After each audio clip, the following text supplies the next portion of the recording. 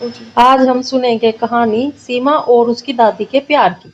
एक छोटे से गांव में एक गरीब परिवार रहता था। उस परिवार में दादा दादी मम्मी पापा और 4 भाई बहन रहते थे। घर की हालात ज्यादा अच्छी नहीं थी, लेकिन उस परिवार में प्यार बहुत था।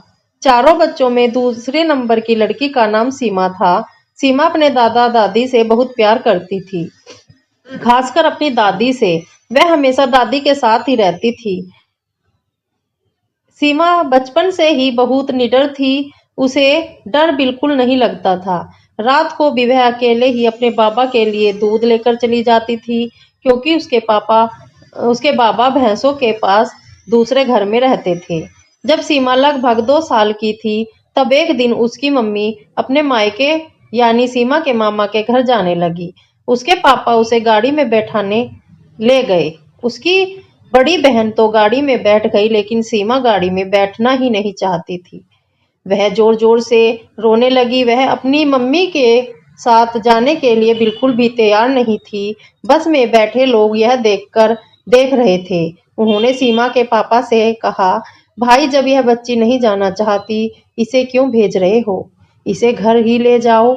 लेकिन उसके पापा बोले, अगर इसे घर ले जाऊं तो इसकी देखभाल कौन करेगा?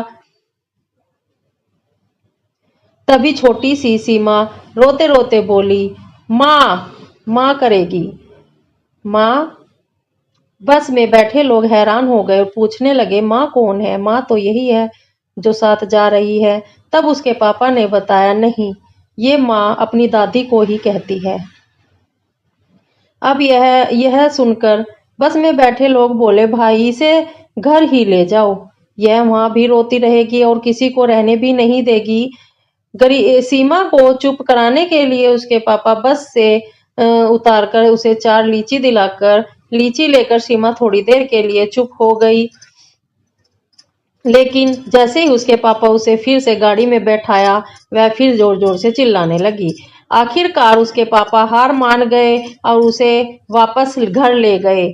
जब घर पहुंचते ही सीमा दौड़कर अपनी दादी के गले लग गई और बहुत रोई। उसके बाद वह अपनी दादी के साथ ही रहने लगी।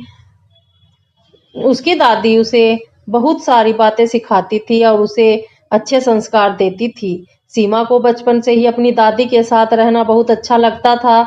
उसके पापा भी उसे बहुत प्यार करते थे। आज के लिए बस इतनी ही कहानी। अगर आप इस कहानी का अगला भाग सुनना चाहते हैं तो मेरे चैनल को सब्सक्राइब करें और कमेंट में यह जरूर लिखें।